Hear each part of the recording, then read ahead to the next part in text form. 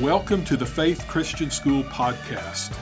It is our pleasure to partner with our parents to bring information that will help you as a parent, as a spouse, and as a child of God. Welcome to the Faith Christian School podcast. My name is Doug Dickerson, your host, and along with David Freeberg, my co-host, we'd like to welcome you into another episode today. Thank you for joining us. All right, today we're going to get into the topic of college planning. Some of you are saying, I've got a 4-year-old. Why do I have to think about that? Because you have to think about that. So today we have Maggie Todd, who's our guidance counselor here at Faith Christian School, and she's going to tell us all things that we need to know, or at least a good overview, introduction to planning for college and some things that you may or may not have considered before. So thanks for coming today, Maggie, and we appreciate you taking your time out to talk about this topic. So the first question we have is, when should a student and family start planning for college? Well, that's a good question. For parents, it's never too early to start. Just as you said, even if you have a 4-year-old, it's okay to start thinking about that. There's several savings programs that are available to parents that they can participate in, starting at any point in time. And as they save up over a period of years, that can help defray the cost of college. Future Scholar is one in particular that South Carolina offers its residents and is quite popular. Another thing that parents can be doing is attending college financial planning workshops. We had one in January with the college funding coach, and our parents that came to that were really encouraged and had got a lot of really good information from that. For students, as far as college planning, I would say 8th, 9th grade is the time for them to start thinking, really focusing on what their high school plan or their plans are after high school. Grades are really important as they start earning high school credit, that they need to understand everything that they do with high school credit is going to affect them as they're looking to go to college with their grade point average, and that it will play a large role in determining what college that they will be able to attend. Well, this is some great advice, Maggie. So what do you say to the families, to the family who is, they're in this range, they're 9th, 10th, 11th grade, and they're kind of in that window of it's time to start getting things ready, start thinking about it, preparing for it. So what are some of the things that they need to do to prepare or even picking a college? Well, for preparing for college, I do talk to parents, but I spend most of my days with the students, and so I get to talk to them a lot. I really do, each grade level has its own unique place in that planning process. So for 9th grade, really what I tell them is I have a meeting with them and their parents at the beginning of their 9th grade year, and I say, welcome to the rest of your life, because everything you do from this point forward counts. Right, yes. And that it's really important to focus on their grades, that they want to work hard and start, working with their future in mind. 10th graders need to continue working on those grades. They need to start thinking about taking the SAT or the ACT test. Generally in the spring of their sophomore year is really the earliest that I encourage them to take it. And also to be thinking about what are they interested in doing as a career. They can be thinking about colleges, but really thinking about what their career is going to have a lot to do with what college they choose. Right, absolutely. When it comes to picking a college, things that you want to consider, first of all, are the offered degrees. Do they line up with the career that you're interested in? The cost should be a consideration. And then location. You would think that it wouldn't be a big deal. That in-state tuition, right? Well, for a lot of our families and students, that they do primarily go to in-state colleges because there is a lot of money the state has available for our students, which is a Right. blessing. Yeah. Right. But staying in state isn't necessarily the, the right place for everybody. Right. Largely, for students, and I say this to students and to their parents is, you have schools you're interested in, go visit them. You've got to get your Yes. feet on the campus. That changes, it can be a game changer. It can be a game changer. A school that you would have thought that is at the bottom of your interest list, you go and visit, and that's the school you attend. Right. Because you get on that campus, and, I've done it with all three of my children. Well, actually, all four of my children, that I've got my fourth one getting ready to go to college this fall. Right. Right. And so, that has been really huge in determining what school they're going to go to. When do you suggest doing those college visits? Really do recommend college visits. You can start as early as, the end of your sophomore year. Really start pushing it in their junior year. And if they haven't made a decision where they want to go, then early their senior year, Okay. to be, getting out there and seeing. But really, 11th grade really should be the year that they're really beginning to focus and narrow down their choices of where they want to go. And the other thing I would say too is that don't let the initial sticker price of the schools that you're looking at be your determining factor. Number one, there's a lot of scholarship money Right, out right. there if you look for it. And secondly, a lot of times parents just automatically say no to private college because the sticker price is higher than public. But private colleges give a lot of money. They give a lot of scholarships and grants that tend to equalize and sometimes even tip the balance in their favor regarding the cost of college. Right. So. Right. Good. All right. So when you're going through, and there's a lot of information out there trying to figure out what's right for the student, where do I go, all this kind of stuff. What are some resources that you've found that have been particularly helpful? Well, there are a lot of resources out there. And actually, I have some really great parents that, they're going through that college process with their students, and they are wonderful at sharing those resources with me. One of the resources that I use, particularly with the students, and the parents have access to it, but it's really designed for the student to utilize, is Naviance. And I set the students up with their own account starting in 9th grade. And it's a great tool. It's a guidance tool that allows the students to be able to keep track of their community involvement, their achievements, awards, sports, all of that. They can do college searches on there. They can actually watch career videos.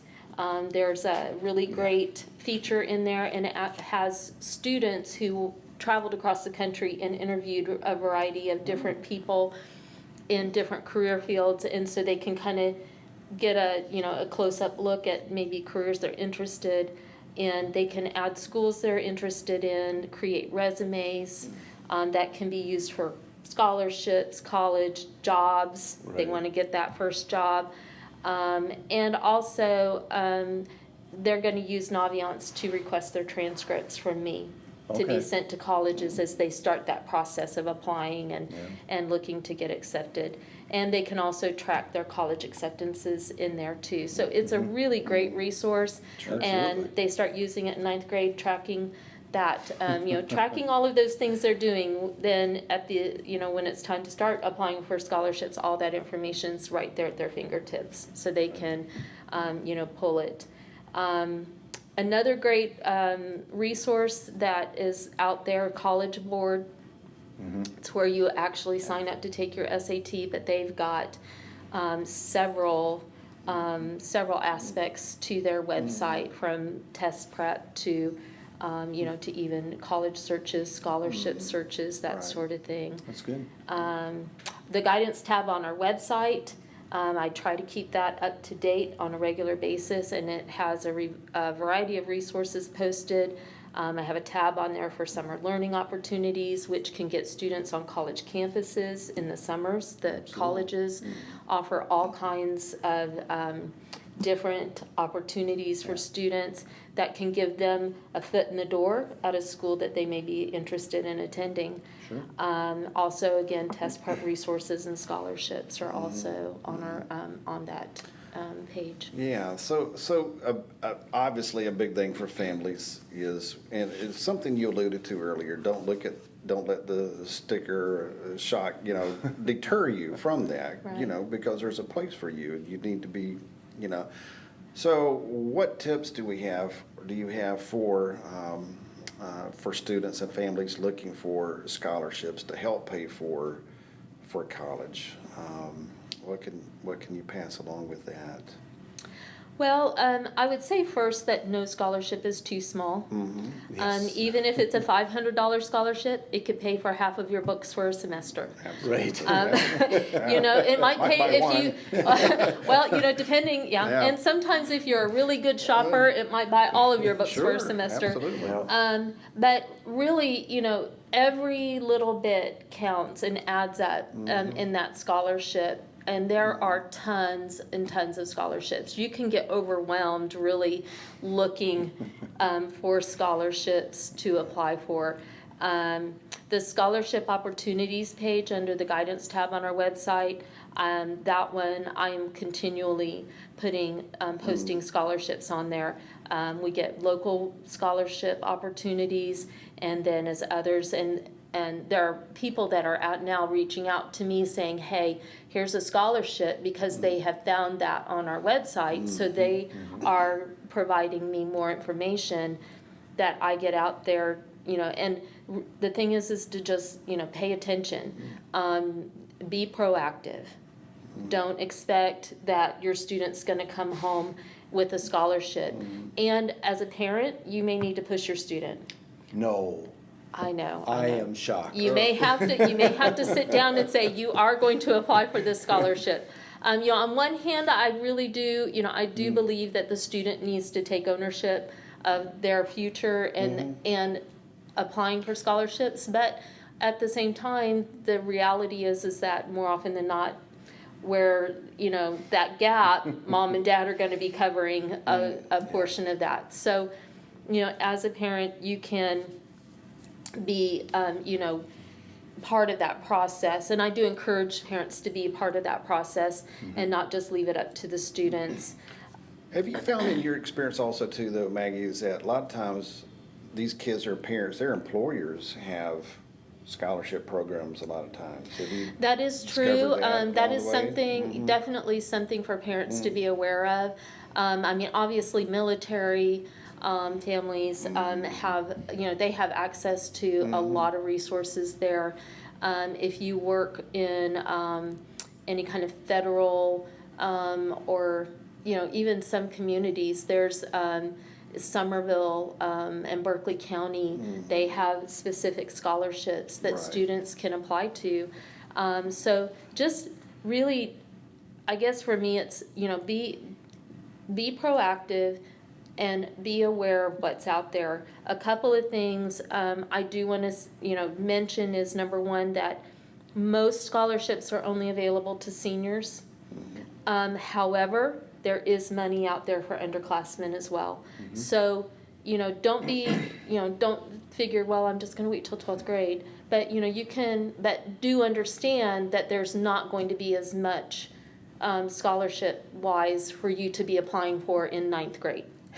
There are going to be, those are primarily contests and things of that Right, nature. right. But they can have big payoffs. The VFW does a big scholarship Yes. contest every year, and I post that on the website.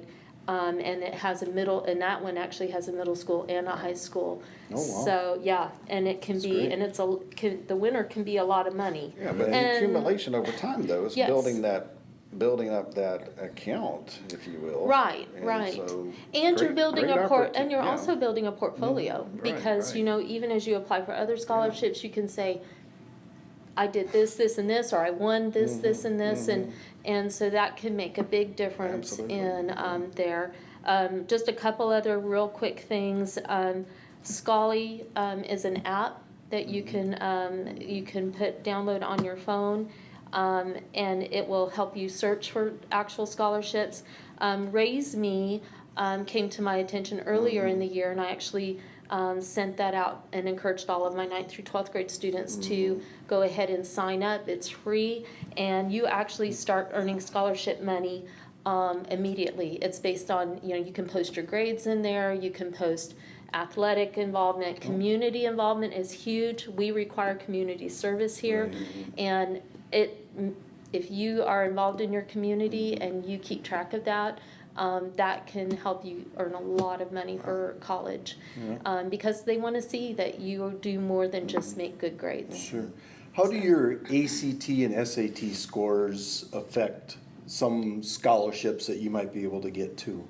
ACT and SAT are big in college acceptance. Number one, if you're trying to get into a competitive college, say USC, Clemson, even College of Charleston, they set a standard and they say, these are the baseline test scores that we're looking at. And partly they do that because they have so many students apply and they only have so many seats.